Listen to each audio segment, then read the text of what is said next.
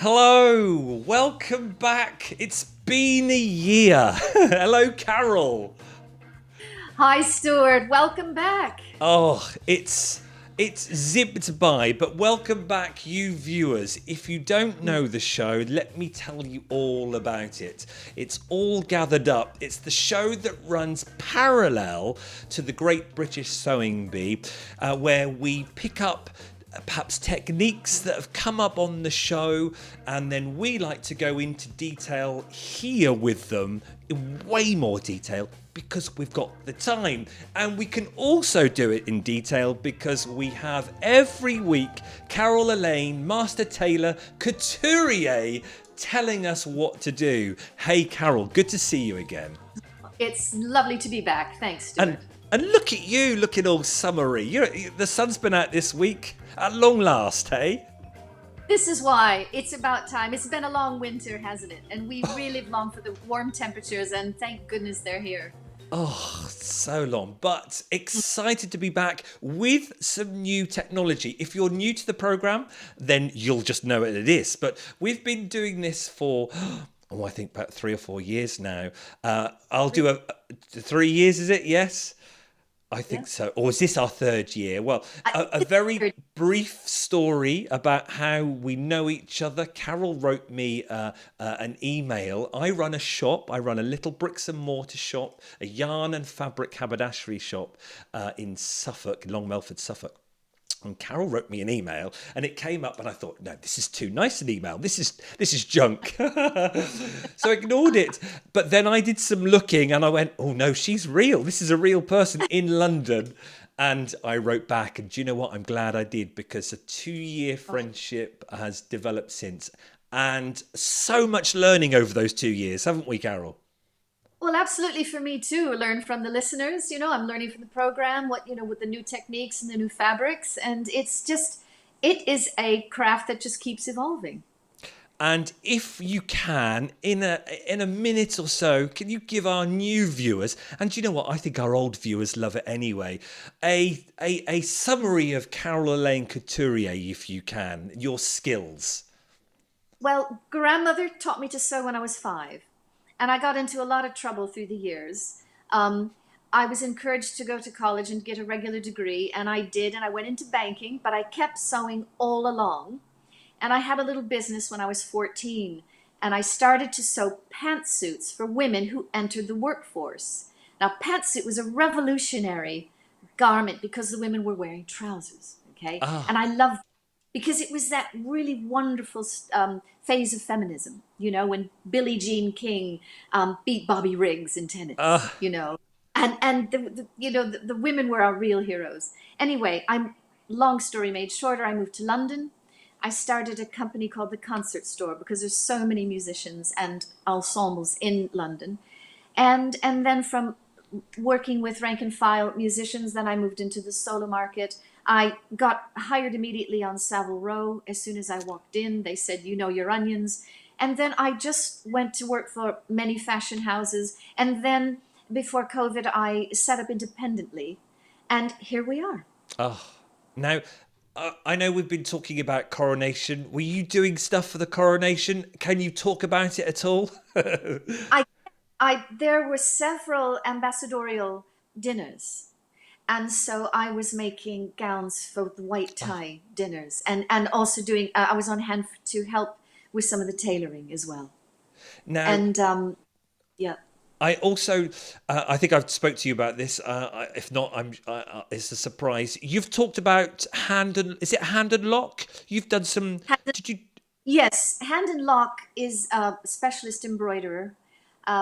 It has the royal warrant, and it does everything Oh, from West End shows to Hollywood movies to simpler things like doing monogramming for shirts and hand tailored things. And they run a global competition every year, and they have categories of design and textile art and fashion. oh, And I mentor the candidates, and that's a terrific thing to look into.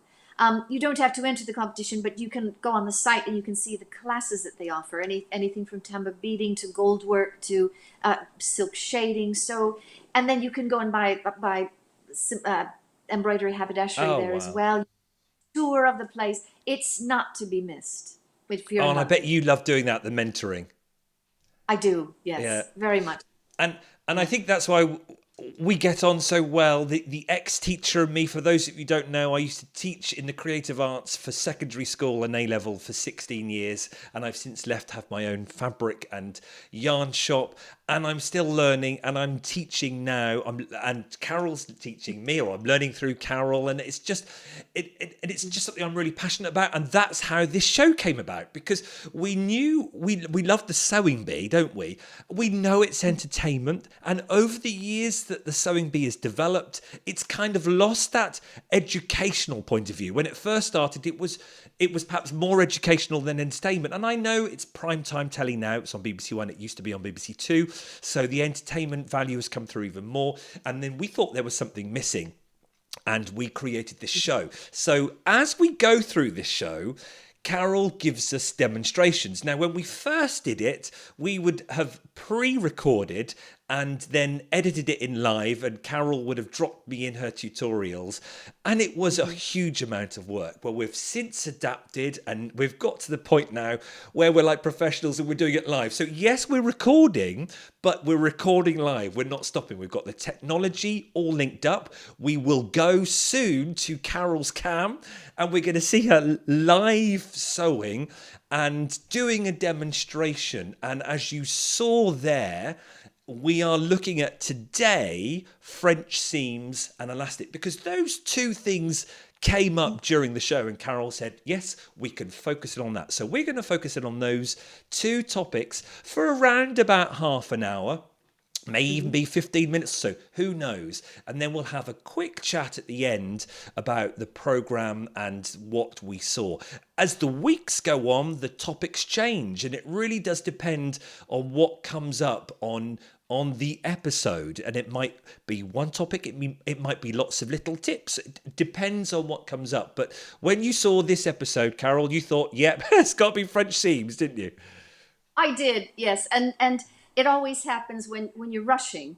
Um, that's when mistakes are made. But if you just understand what it is you're doing, you're sewing. A French seam is done in two steps. You sew it twice. First from the right side, and then from the wrong side. So you sew it from the right side of the. You're looking at the right side of the Oh, fabric. which So already is alien, isn't it? it is alien, yes. We talk a lot about sewing being a game of opposites, and if you can understand the negative of something, you've got a good head start. But the French seam, as I said, it's stitched twice. First, you put the wrong sides of the fabric together. So you're looking at the right sides of the Yeah, fabric. The yeah, wrong sides are on the inside. You sew a very small seam, as small as you can control, right. or you sew like a quarter of an inch and then you trim it to about an eighth of an inch. You press that little seam opened, then you flip the fabric round so you have the right sides together, and then you stitch your second seam encasing the first seam. Okay, so it's See, that simple. when you Um, say it like but that, it sounds simple, but I can see how easy it is to get muddled. If I may, when they started talking about the whiskers and wispy bits, yes, what was going on there, if you can? okay, I'm going to show you that. I'll show you how that works, okay? So we'll Brilliant. see a live happening of those whiskers, okay? Um, do you want to do that now or do you want to do that later? How do you want to work I this? think we should just go straight into it, because that's what this program is about. It's about going into the detail of the technique. So you Okay. head over to your sewing machine, or Okay. however you want to do it, and we'll see if it works. Go for it. Here okay. So let's get a light on here. Okay. Can See, I'm everybody loving see me? this. We can, Yeah. and we can hear you, even though you're a distance away. We can still hear you, but I'm sure the audience will be happy with that. Okay. So I was playing in an orchestra one time, and the conductor said, "Play like a bunch of thugs.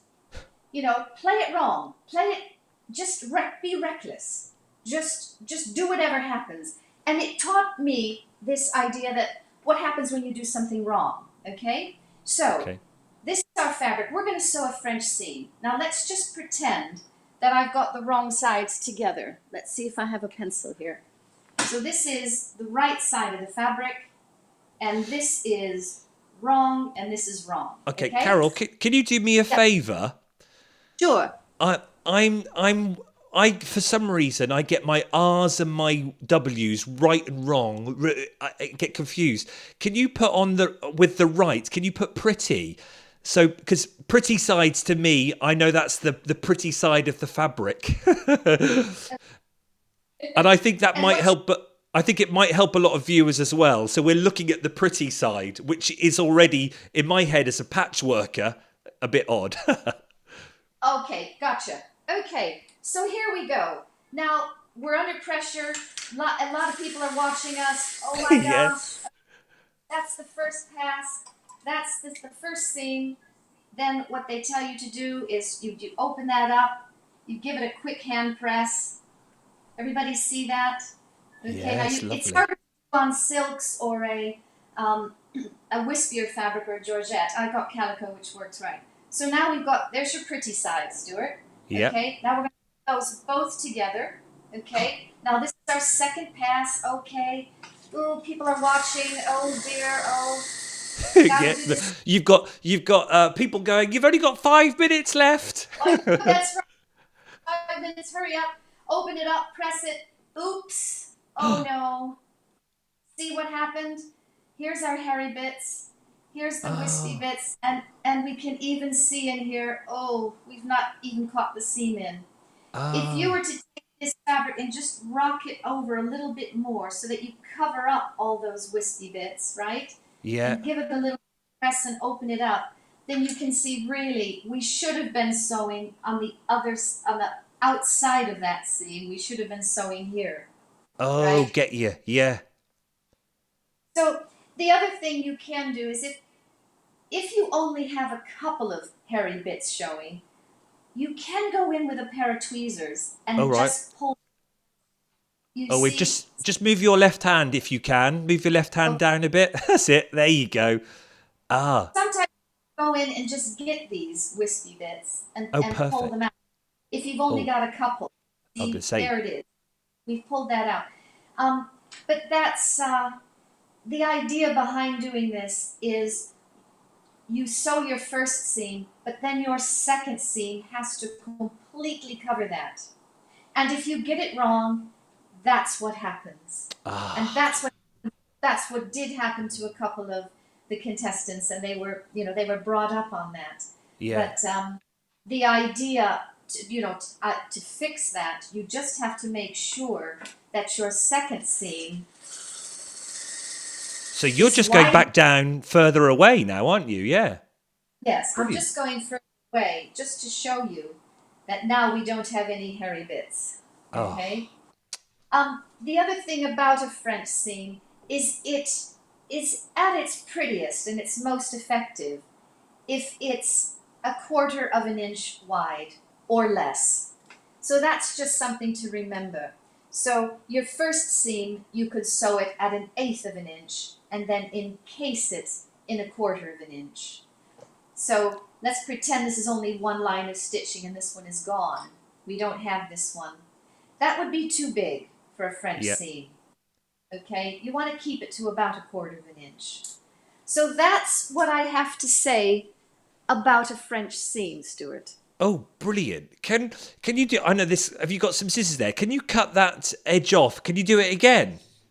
Sure, Do it no again problem. as if as you said from the 1/8. That's it. And then I just like reinforcement. Let's put her on the spot and tell her to do it again. So right from the beginning with writing on the fabric because that's a good technique, isn't it? To write on mark. So pretty side or right side, Okay, but pretty side sounds much nicer. So and there then we you've go. got your unpretty sides. So you're So now going now to what I do. yeah. So now I'm going to sew just an eighth of an inch seam. Okay, so I've picked one of the elements of the machine. You know, Down here, I think I'm using this as my guide here. Get you. There's your, then you can also use the edge of your presser foot, which is just shy of the 1/4 inch mark. Um, I've got the old math on this machine, inches. If you have centimeters, then you have different markings. Okay. Right, so we're watching that. So there's your 1/8, and you're now opening up so you can see the pretty side facing you, and you're That's right. opening up. So I'm opening it up with this pair of scissors. Okay, now I'm going to hand press it, or you can take it over to the iron if you've got a fabric which is a little bit trickier or more delicate. I have to say, I'm a big fan of the finger press. Yes, me too. Now at this stage, can you see that we've got a little bit of hairy things, strays just coming out? Yeah. Now you can trim them at this stage if you think they're going to be a problem. Okay? That's one thing that you can do ahead of time. So you fold it over. So you're basically seeing, like, pardon the expression, your butt cheeks facing you when you fold that over, aren't you? Yes, that's right. Press it open, butt cheeks facing you. Now you got. Now fold it. Good job. Now you're folding it on the seam line. Okay. Yeah. Fold it right on the seam line. You can. Sometimes, if it's like I said, if the fabric is a little bit testy, you can reach in with a pin to make sure that you can see these stitches. Okay. Yeah. Now we have right sides together, the pretty side, right sides together, and now we're going to sew our 1/4 inch. So I'm using up all my bobbin thread, so that's why I have all unmatching colors. Okay. It's brilliant. Yeah, absolutely. And then you're going to open that, and it's good. Then we're going to open that, and there. Okay, no hairy bits, and a very pretty 1/4 inch French seam, and then you can take that over and press it whichever way you want, and there you are. And the idea is, it's as nice looking on the outside as it is on the inside. Yeah. Okay. So French seam. Carol, see, you just made it look effortless. And I suppose when you look at it, it actually is, and I don't want to demean it, it seems to, because I'm a patchworker, I'm used to 1/4 inch seams and opening them. Yeah. Once you've got your head round, that whole pretty side and wrong side, it's still quite an easy seam to do, isn't it, really? It is. It's straightforward. You're sewing one seam at 1/8, taking your time. If you think of the steps ahead, one seam, press it open, flip it around, sew another seam. Yeah. So when we think about the sewers, and every year we marvel at the sewers these 12 sewers, they put themselves up for telly, for being analysed and talked about and everything. It's phenomenal. We fully respect that. But actually, as a sewer for episode 1, doing a French seam in a garment, that's perhaps an expected thing to be able to do, would you say? I think it's certainly in the syllabus of things you should know how to do if you're going to enter a competition like this. Now, what about the idea of the French seam in the sleeve? Does that make it even more difficult, or would it still just be actually okay? Yeah, that's a very good point, because a straight French seam is very straightforward.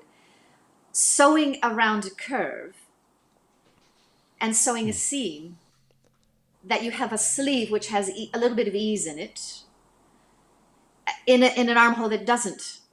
So a sleeve, and it just so happened, this is the funniest thing, because today I was working with a new startup, and she said, I don't want any overlocking in my collection at all. Oh. She's got a top with butterfly sleeve in it, a double layer butterfly sleeve. I'm just going to bring it in to focus. No way. No way. This actually happened today. Now let's see. How can I do this? Okay, so this is half of a toile, right? Yeah. So we've got our bodice front here and our bodice back. Yeah. This is okay. There's our back, and let me bring it round again and show you the sleeve. Yeah. Okay, so we have a two-tiered circular sleeve.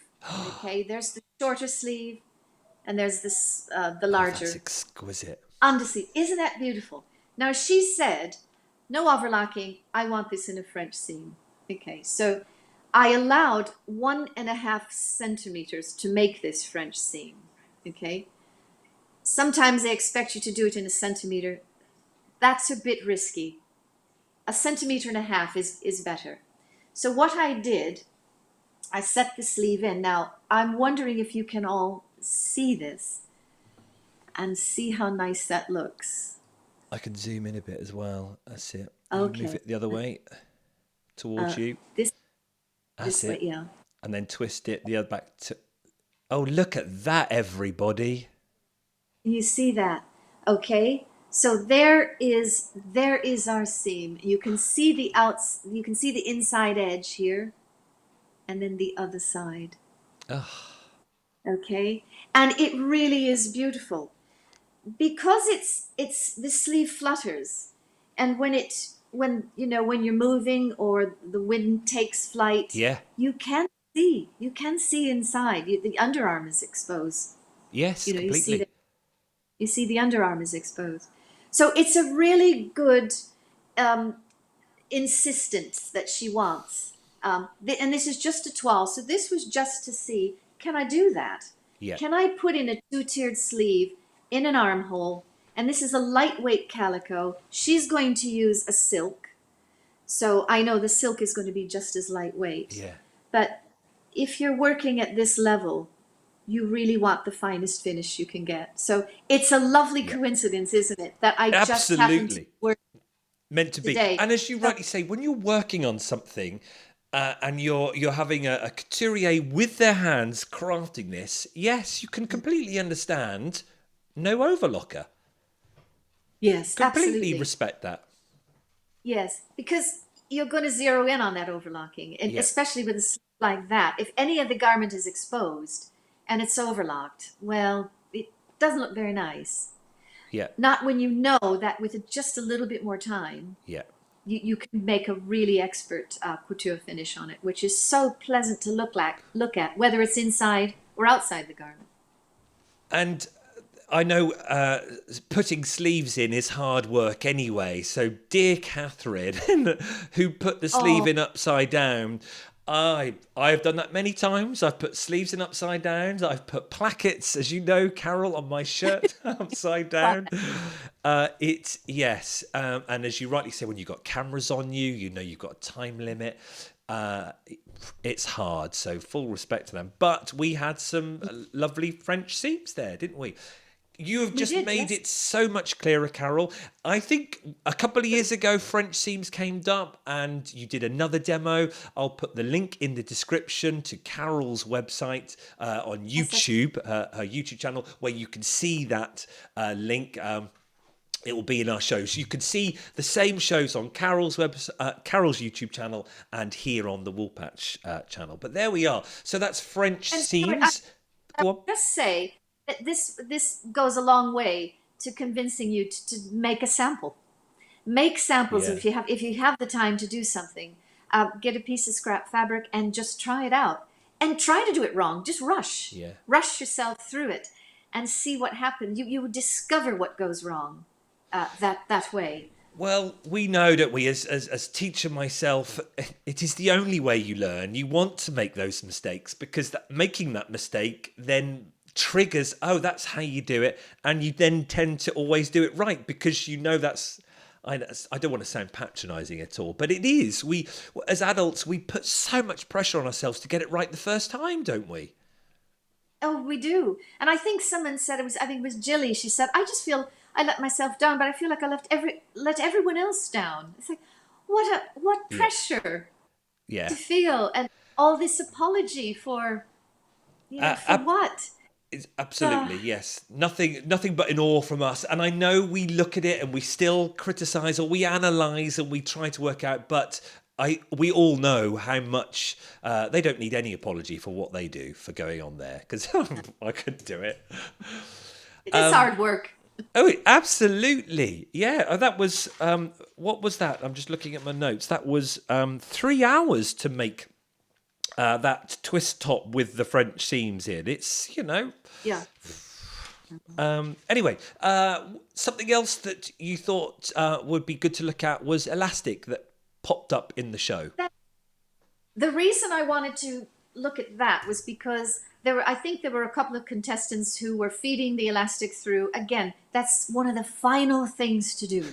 Everything else is done. You just put the elastic in. Yeah. And that dreaded thing that happens where you lose the elastic, or it breaks off the safety pin, or you sew it and then it escapes your tack. Yeah. And it's heartbreaking because you have to kind of start over. You've got to find or sometimes you just say, oh, the heck with it. I'll just feed in a whole new line of elastic and there'll be 2 in there. But at least it gets you to finish the project, right? If you're in a hurry.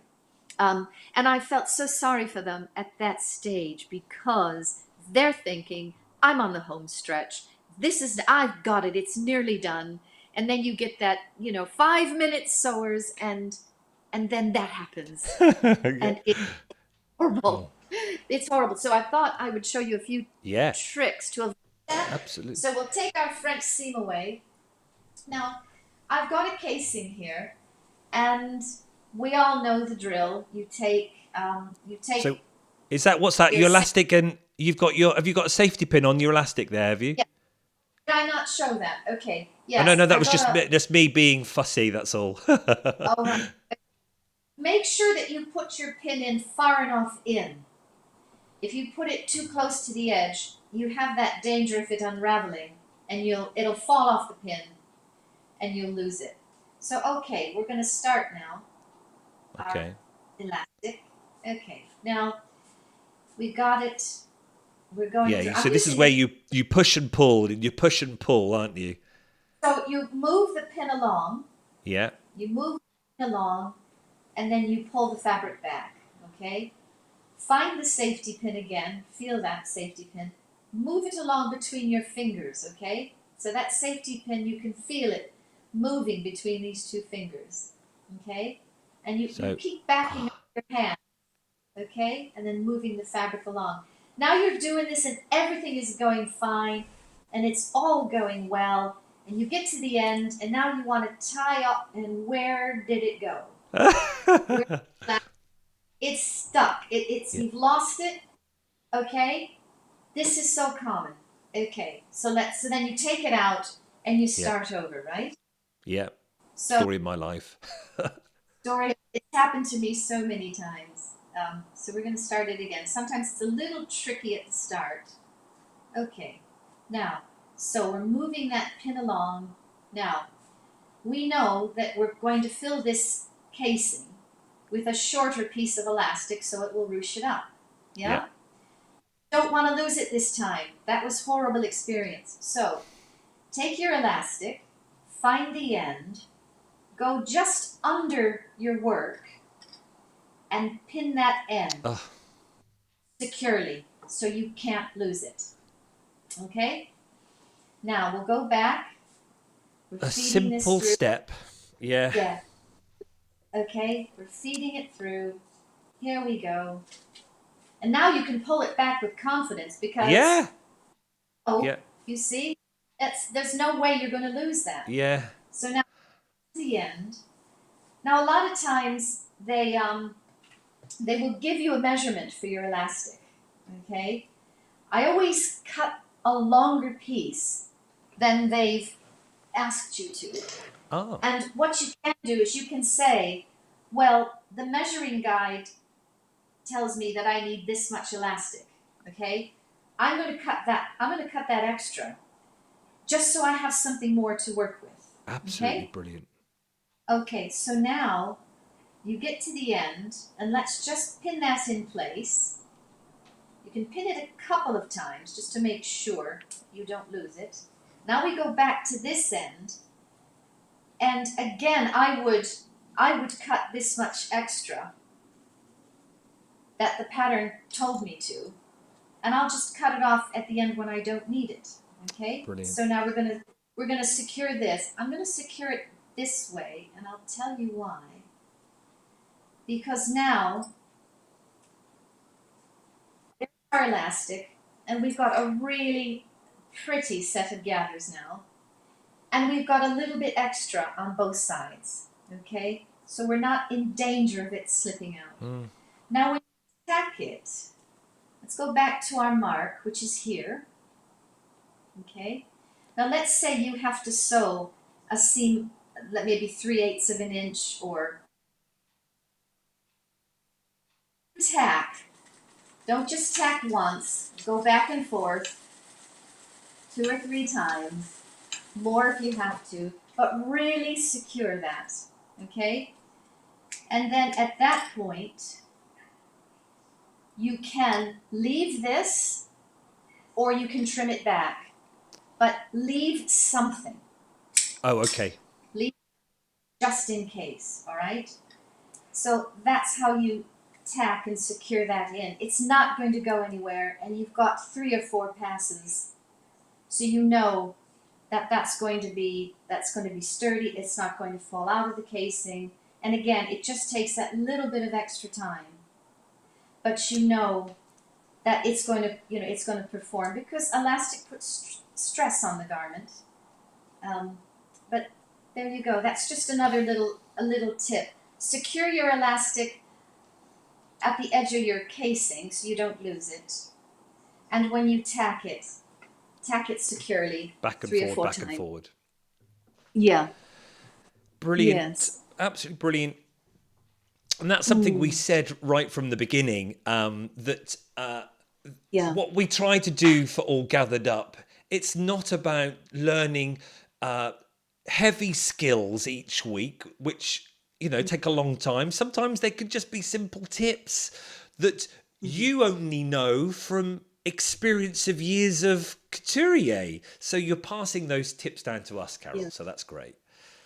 That's right. And it doesn't take any extra time. But I know a lot of people who say, oh, well, I've tried to sew.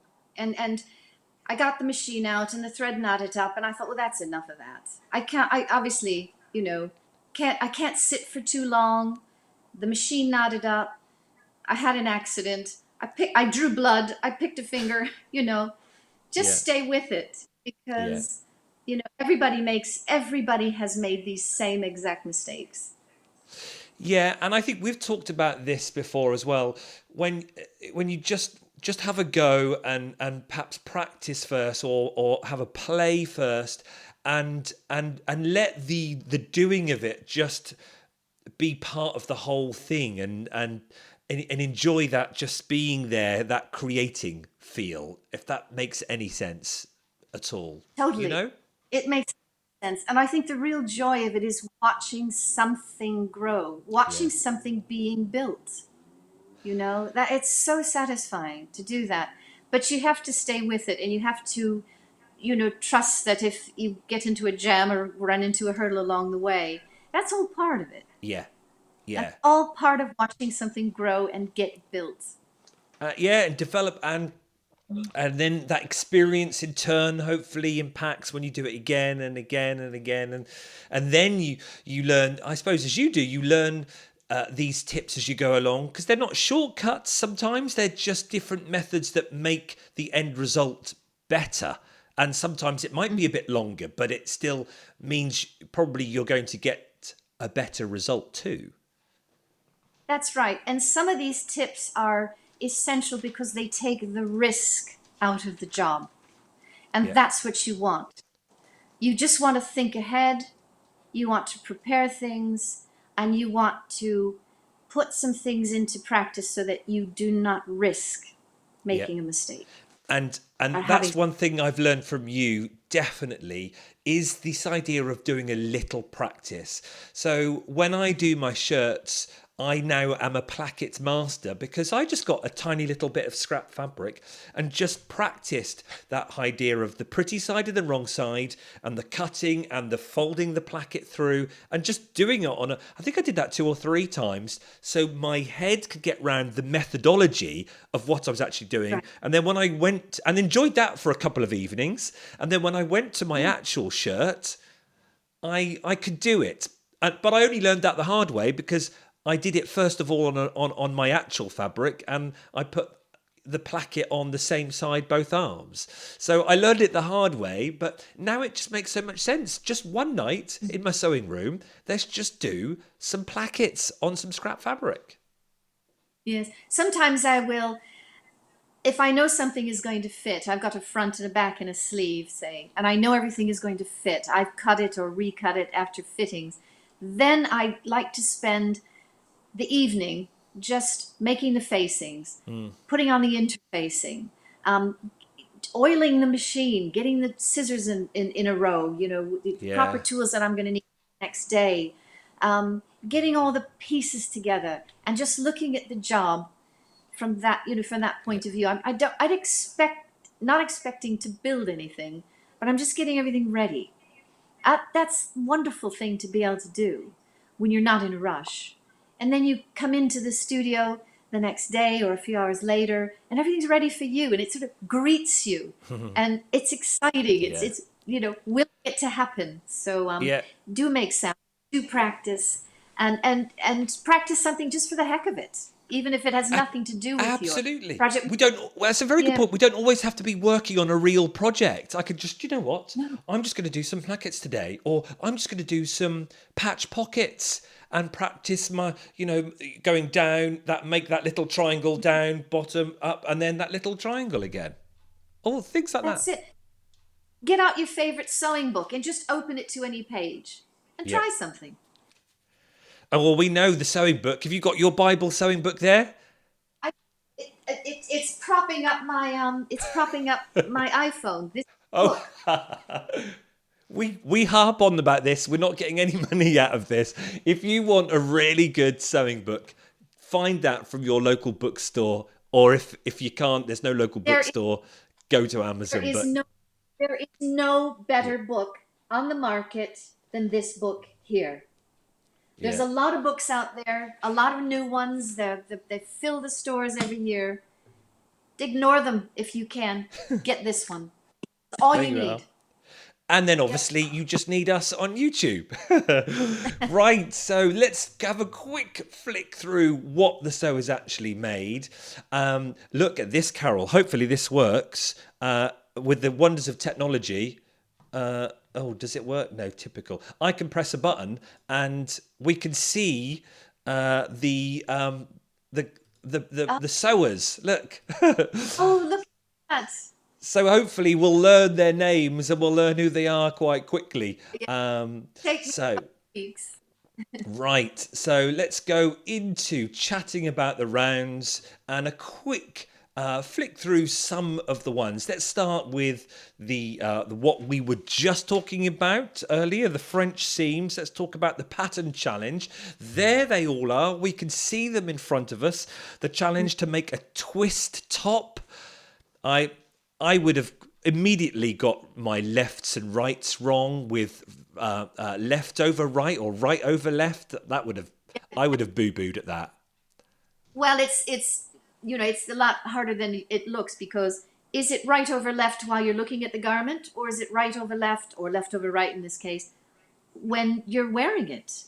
And so when Esme said, you see, the left has to go over the right, and we were looking at the garment, Yeah. and she touched, our right side of the garment as we were looking at it. So that can be confusing, but hopefully the pictures were the illustrations and their Okay. directions, showed that. So, but still, a few got that wrong, didn't they? They did, yes. Mm. But looking at the construction, they all looked great. What would you say with regard to the twist top and fabric choices? I know some of them went for cotton, some of them went for more a lighter fabric. I like the fabrics that were a bit stretchy. I really like the glittery fabric. Um, I think a lighter fabric is a lighter in weight fabric is probably going to behave better.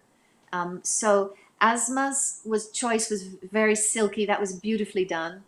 Oh Um, yes. it was very symmetrical, though. That kind of I was hoping that she would do get a different placement on the other. Not quite so symmetrical, but it was beautifully done. And again, the lighter fabric really gave it that delicacy. There we go. Yeah. Yes, that was just superb. I suppose the lighter fabric is it's going to look better on the twist, isn't it? It's all Yeah, going that's right. to drape in better, and then that bottom bit is going Yeah, to hang better than a cotton. definitely. Yes, definitely. Because it allows all that fullness to just distribute evenly and lightly with where cotton is a bit perkier. It just tends to sculpture differently. This fabric is very fluid, so it's responded beautifully. And then the Indeed. sleeve is like a butterfly sleeve, isn't it? It's got a lot of fullness to it. So, Yeah. and again, if you're doing cotton, it's just going to kind of stick out. It's not going to fall in those trumpets. No, it would be sort of more Like, outwards, won't it? And I yes, know you talked about the glittery one, and that was an interesting one. I'll find that one here. That was Math. I think that was Matthew. Where is it? yeah, There. Yeah, Matthew. yeah, It seems it looked beautiful, but is that yeah, there's obviously a denser fabric because you can see the yes, way it's twisting there and being heavy. Would you say that? yeah. It is a bit heavier, but still, I think that was a very successful choice of fabric. But it does, you have highlighted the difference in choosing a different weight. A heavier weight is going to be bit bulkier in that twist and in the sleeve. The sleeve, I'm looking at one or two trumpets where Asma's had this just Yeah. serpentine hem on the bottom. Um, yeah, Yeah. so that gives the body a little bit more fullness. It This does, this doesn't it? heavier fabric Yeah. gives the body more shape. So if you wanted that in your figure, then you could choose this heavier cloth. So that's one of the bonuses. And as I said, we had poor Mm. Catherine who put the sleeve round the wrong way, which is completely Oh, that's what a understandable. heartbreak. They And probably had a notch, for a notch yeah, and for the seam, but you have two seams. You have a shoulder seam and then an underarm seam. yeah. So if you're in a hurry, you're going to take that and you're going to just put it on that notch on a seam and it's upside down. Um, Bad do news. you think this top works better with a smaller print if you were going to make this? So if some of our viewers now are going to go out and find a cutout a twist top, uh, does it matter about print size, or do you just say, do you know what? I love this fabric. I'm going to use it. Doesn't matter if it's Yes, big I and think, bold. yeah, exactly. I mean, we have the green and orange one, the green and orange fabric. It does Yes, put a that was different Vicky. graphic. Yeah, Yeah, Vicky's. It does put a different graphic on. I think for me, the more successful tops are the smaller print, which yes, then yeah, shows off the execution of that twist. Looking at Asma's from a distance, you the print takes over, as does Vicky's. yeah, But I'm looking in the lineup now, and I'm thinking that even the one on the end, Jilly's, and then the sparkly one, Matthew, yeah. those are the ones for me that show the execution of the style lines. Oh, wonderful. Well, let's then move on Yeah. then to the transformation challenge, which was to we love the transformation challenge. It does create some good conversation. Was to create from a blouse and a blouse and a shirt, because they gave them more, and a skirt or a corporate uniform, into a garment that expresses your personality. And look at those 12 there. they're some also different. delights. They're also different. I think the judges liked the more that you put into the transformation, that the higher the score you tended to get. Um, so we had the bondage shirt, which was delightful. Really loved it. I'm glad that got the top marks. Oh yes. And Asma had put a lot of thought into hers. I thought Jilly's was very good. Jilly's with the skirt over the print, and she had slashed through the skirt. Yeah, this one Uh, here. Yeah. yes, I thought that was really really well done, and Yeah, I I think think I she said to deserved. you, if I was going to do it, if 90 minutes is not long, do you know, I don't know what I would do, but I think I would slash, cut, and rip. Yes, so she used the time really well and came up with something which was really it was unique Yeah. to what everyone else had done. I think she deserved a higher score than what she ended up with. But I was thinking I would have taken as many different colors of fabric as I could find, and I would have cut 16 panels, and I would have made a full circular skirt, Oh, and then wow. made a really cool belt over it, but just something turn the mannequin fast, it would just take flight and um, and Let's fly take, dance. there we Oh, are. look at that! So that That is one was fantastic. Matthew's. So that was such imagination behind that. Well done. That's a transformation and a half. And Totally. I was saying to Ting on earlier on Unpicked, it's another show where we sit and talk through. Just we Yeah. analyze and talk through. And Ting didn't like this, but I said, but it looks like, in the nicest way, that's 90 minutes worth of work. I can see the thought processes. I've got a bit of a shirt. I'm going to rip that there. I'm going to stick that there, and I loved that. I love the combination of red and black, and I love the gingham ruffle on the sleeve and on the shoulder. I thought Yeah. that might have been a man's tie, a Oh, necktie for the corp. But I don't think it is, but I thought, how clever. well, it would be even clever if it was. Let's Yeah, leave it that it was. But yes, when you look at those, I just think, yeah, wonderful. And I know sometimes the transformation challenge. It doesn't always work, and a bit with this, you had on the original shot, I think it was a plain blouse and a plain skirt, yet they then gave them loads of beautiful coloured shirts to choose from. So in certain places some people might argue that, but 90 minutes, people, let's remember that. So it's that's a good point. That is a impressive. Yeah, and some of them, the choice of colors is just not. It's not vibrant enough. It's not entertaining enough, and then you end up with like the pink shirt, which doesn't really look like it was transformed from anything, does it? Um, so it can No, be wrong. I yes, think your choice of fabric is important, and then you have to have an idea where you have to think that you have to make something which is completely different from the two items that you start with. yeah, So you have to think of a third completely different idea and work out a way to get there as fast as possible because yeah. 90 minutes is It's no time at all. I think we've talked about this before. The transformation round is quite a different skill from a pattern round. It's almost a different person and a different sewing technique entirely, isn't it? Some people follow patterns and that's what they like doing. I don't know how I would be in a creative challenge like that. It's almost chalk and cheese, isn't it? Yes, it is. And I think you have to, these sewers, they have to prepare for that. They know that they're going to have to every week.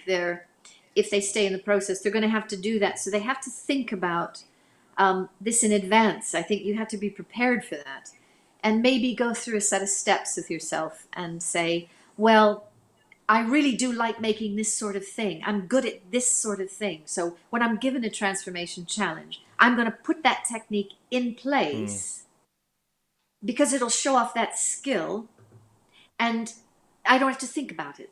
I don't have to think about how I'm going to get from here to. I'm going to use this technique. So Yeah, it might be you're very good at gathering things, or you're very good at pleating, or you're very good at yeah. ruffles, or you're very good with color. So you Brilliant just idea. have So to. go into that round knowing I'm going to use pleats no matter what. Yeah, You could do yeah, that and just use the best yeah, skills that you yeah. have and your best instincts on it, and then give yourself a head start, because it's very complicated. I remember when they gave everyone a parachute. You Oh know, yeah, yeah. remember that? So what the heck? It's a mile of cloth.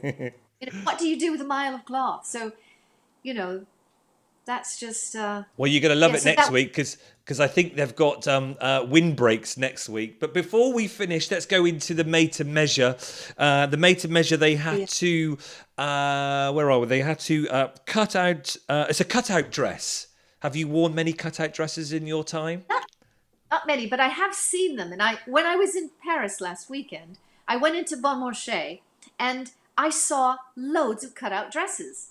So, Oh, and there was, yes, and there was one, there was a Stella McCartney dress, which the waistline was cut out of half of the dress. And you'd think, well, how would that stay up?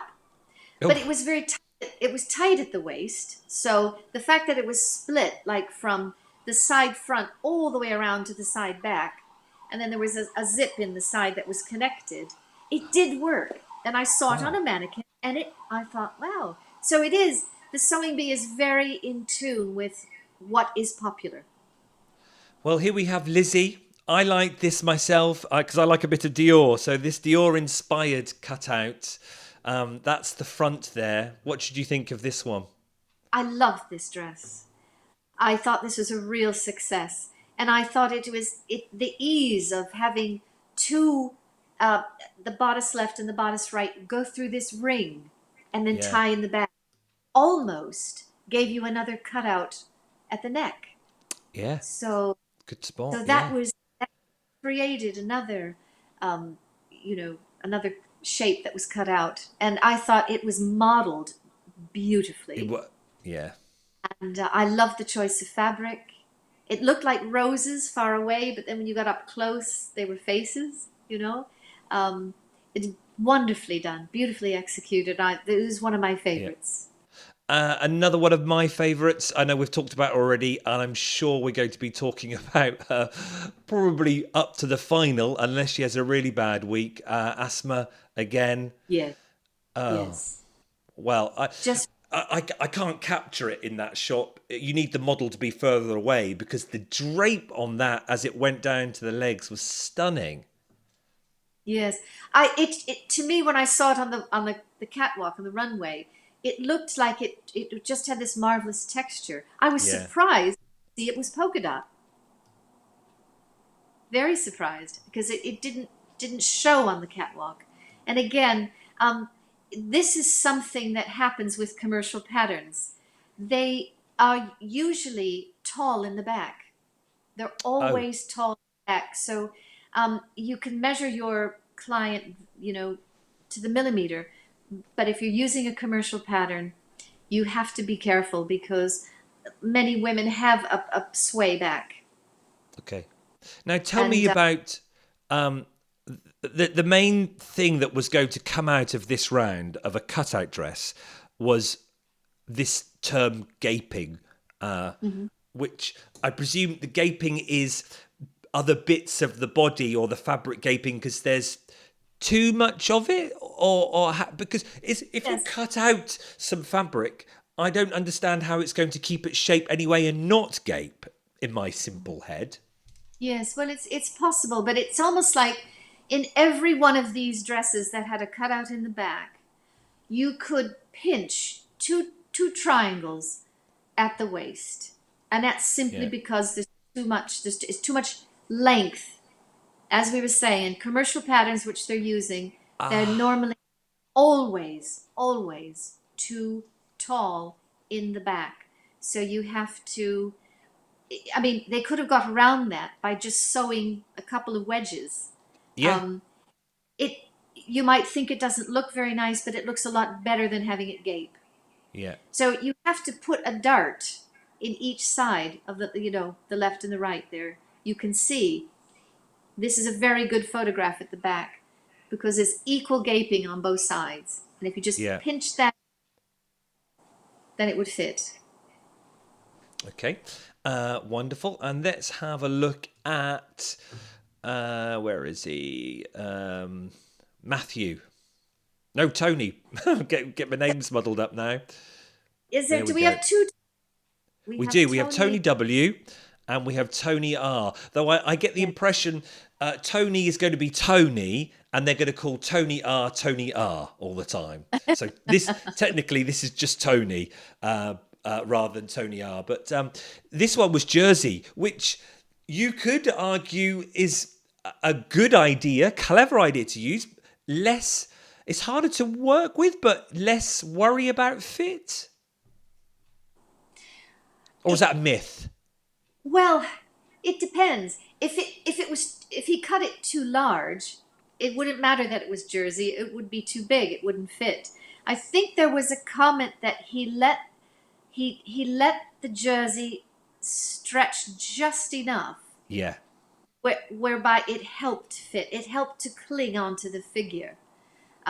So he cut it maybe on the tighter side, and then that really hung onto the body.